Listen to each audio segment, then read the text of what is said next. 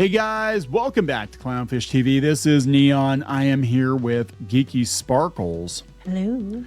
And we're going to talk about Mark Hamill, but we're not going to talk about Mark Hamill's politics necessarily. We're going to talk about Mark Hamill signing on for the Mandalorian because he wanted to show fans proper Luke Skywalker.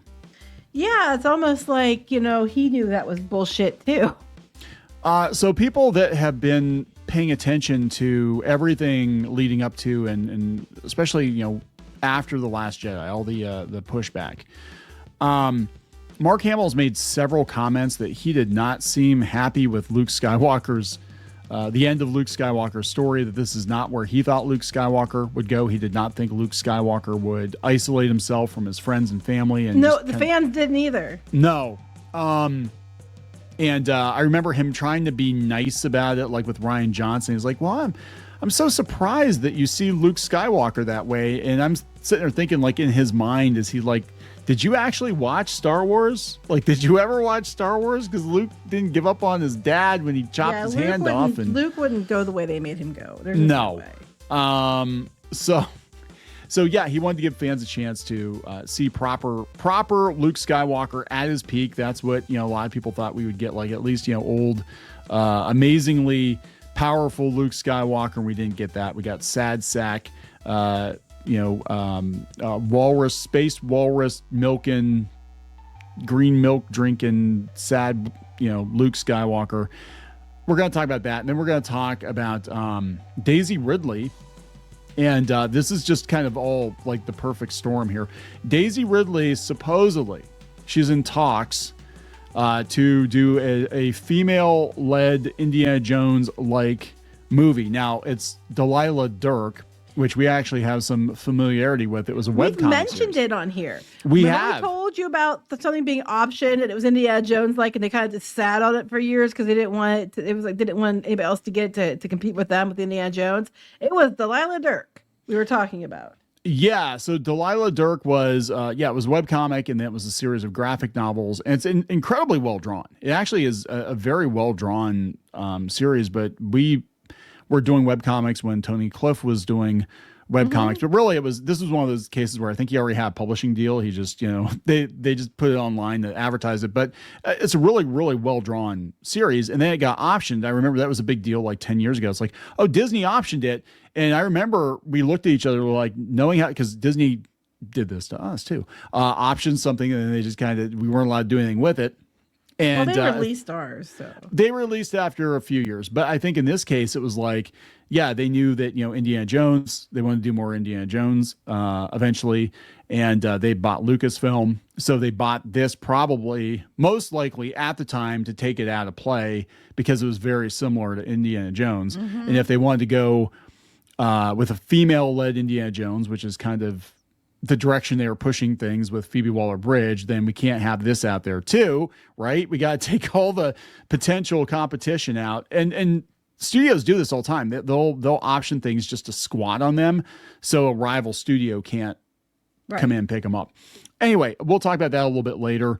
Mostly it's going to be about Mark Hamill. So before we get into it any further, please subscribe for more pop culture news, views, and rants, guys. You'll get a woohoo if you do. Woohoo! Go out to news.clownfishtv.com. That's news.clownfishtv.com. Sign up for notifications. You will get notified when we drop a new video. I'm going to start sending notifications out too if we do live streams. I actually tried live streaming pretty much every morning this week. And if you want notified of when we plan to, you can sign up for that too. It doesn't cost you anything. We do a paywalled content, but you do not have to purchase it if you do not want to.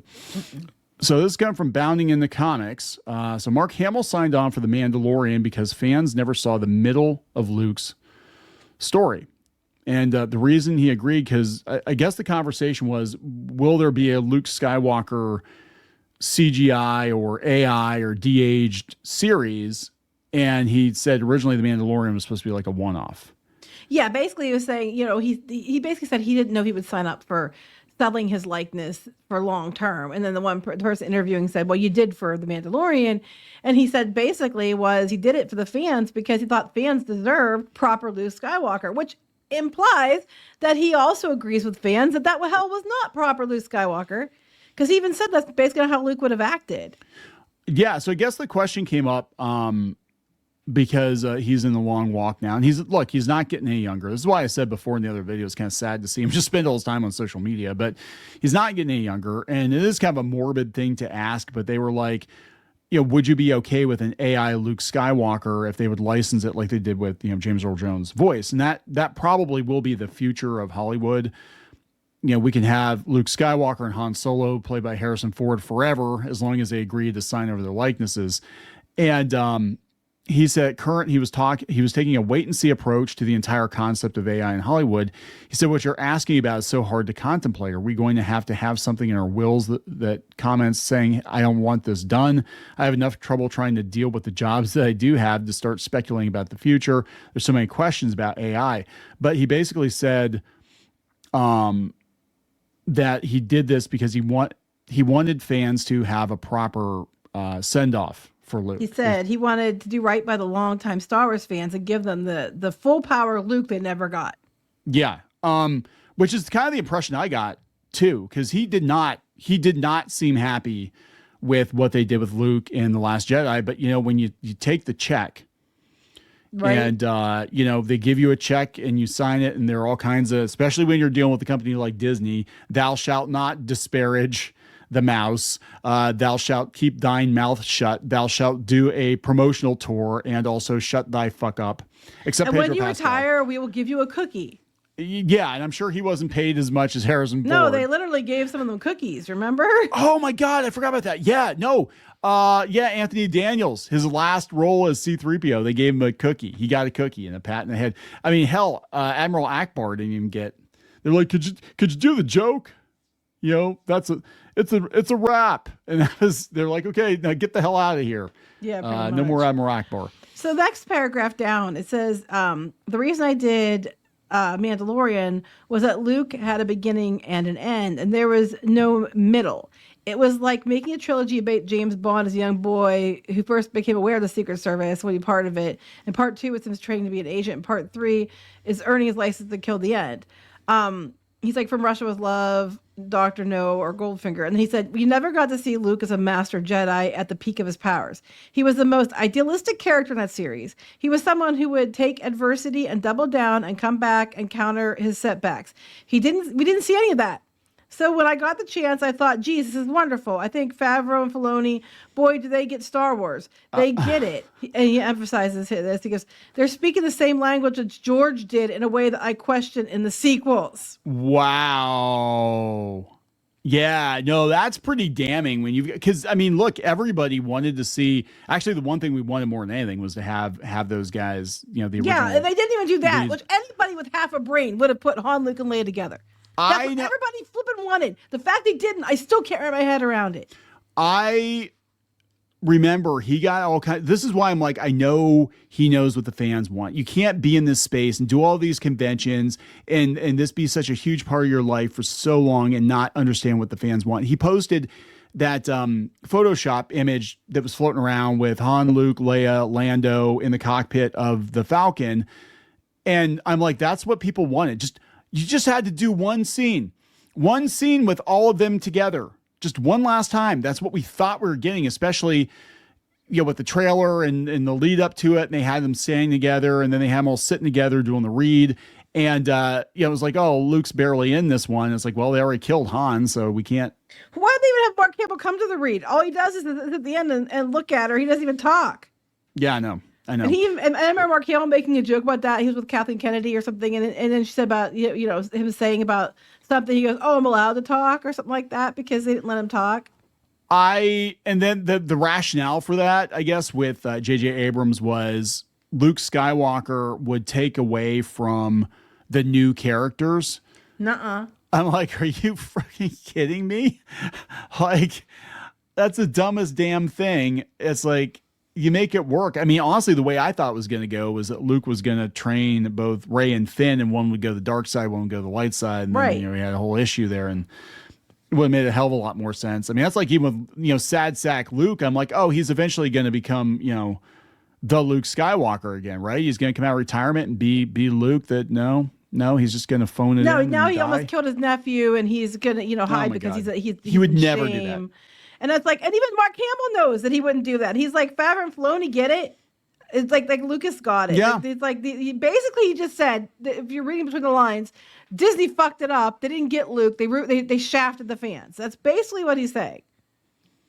Yeah. So, I mean, that's the thing. Like, I mean, we've been talking more about Mark Hamill, and his politics and him spending all day on social media. When this was going on, he wasn't doing that. No. And I wonder, I mean, look, on some level, did it break him somewhere that he's like, oh my God, this is my legacy now. People hate Luke Skywalker. And they hate that I did this, but I had to do it. They made me take the check. And like Harrison Ford didn't care. Harrison Ford wanted Han Solo to die in Jedi. Yeah. So he was like, yeah, I don't give a shit. He's like, don't kill Indiana Jones, but I don't give a shit about Han Solo. So, I mean, it didn't bother him, but then we had, Carrie Fisher's passing, and then like what they did with her in the second movie, it was like they sidelined her to bring in Holdo, and I was like, "What are you doing? Like, what are you doing?" Well, killing Han Solo was stupid anyway. Because remember we were at Run Disney, and it was the one Star Wars event, and they asked the crowd who their favorite character was, and by far it was Han Solo. Yeah, it was like that was dumb. Yeah, that was really. I mean, they could have just like, hey, and Han went to the butterfly farm on Endor, and Han returned to his home planet, but he didn't die. But he's good. He's good now. He got lots of money, and he's good, and he's retired. He's set up, and we'll do a little. Han got burned on his face, and now his face was completely different. Yeah, we had to do reconstruction surgery on Han Solo. So I can't believe it's not Han. Now he looks like Charlie. I can't believe it's not Han. Now he looks like Charlie Sheen. I don't know. Whatever.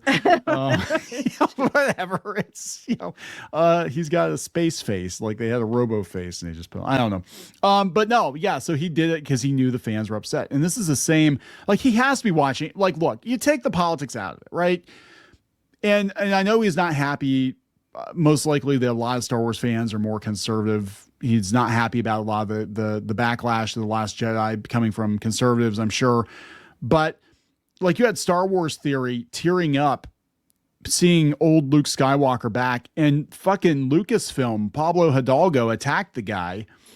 And you got to be sitting there thinking, as the guy who played Luke, who meant so much to this guy, what the fuck is wrong with you people? I don't know. But he said he came back because he wanted the fans to have Luke Skywalker, to see, a Jedi Master Luke Skywalker, which they, after how many years and all those films they've earned, they kept the franchise alive with their being fans for years, and you completely just basically destroyed the characters they loved, shit on the fandom, yeah. and then the people like Ryan Johnson and stuff were out there, mocking the fans. Yeah.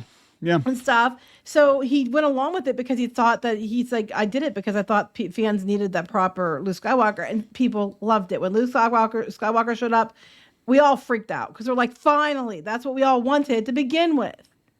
Yeah. And it was hard. And then immediately after that, they fired Gina Carano and just piss away all the goodwill. Yeah. So what they had her, and Cara Dune was such a great character. People were so excited about her character, and then they did that.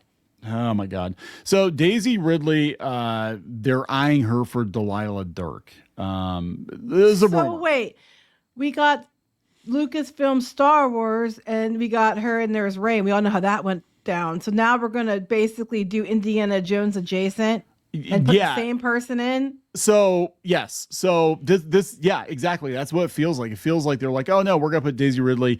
We're not going to do it in Indiana Jones. We're not going to actually replace Indiana Jones with a woman, because we got close to that and it didn't go well. So what else we got? Oh yeah, we optioned this graphic novel like 10 years ago. That's why it's considered a rumor now, but I can tell you it was Disney who optioned this. Yes. We've talked about it in other videos. We didn't name what it was, but we talked about it. Yeah, we've talked about it. We were there when this all went down. Like, we were in the comic scene when this went down, and it was a big deal. It was a huge deal, and then nothing happened, and there were several webcomics that were optioned back then. 9 years ago.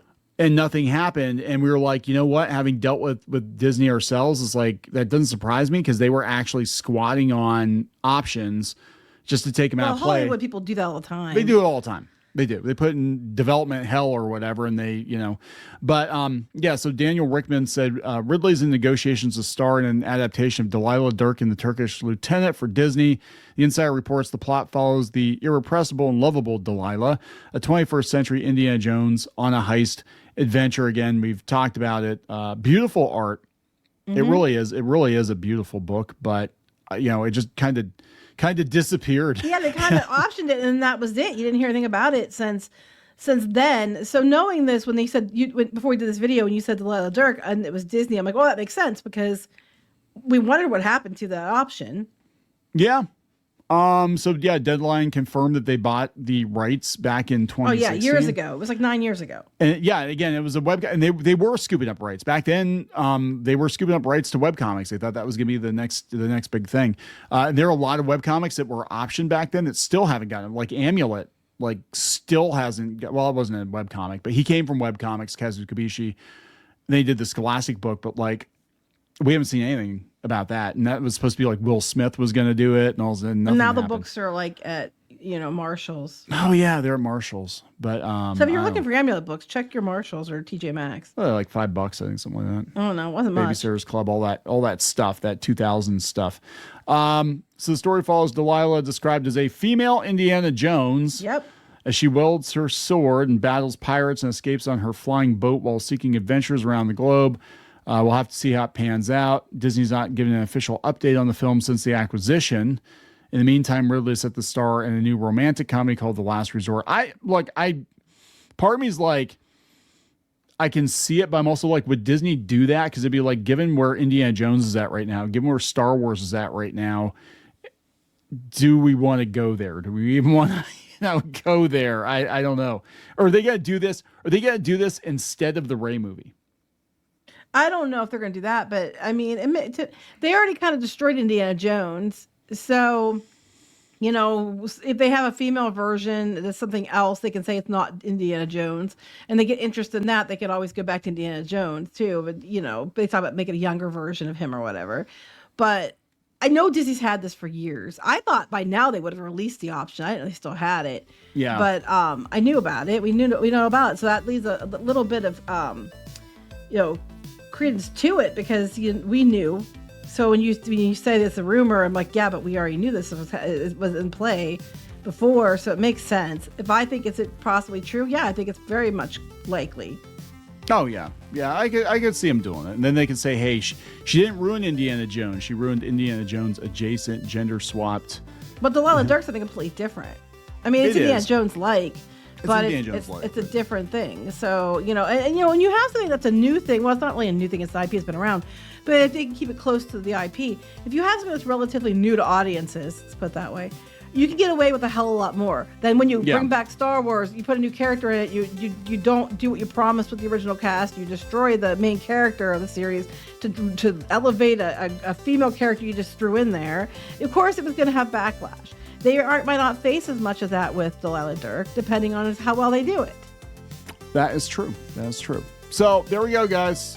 There's your Star Wars news. If anybody cares, we're going to wrap it up. Yep.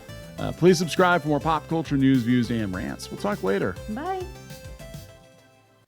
For more pop culture news, views, and rants, go to news.clownfishtv.com. That's news.clownfishtv.com.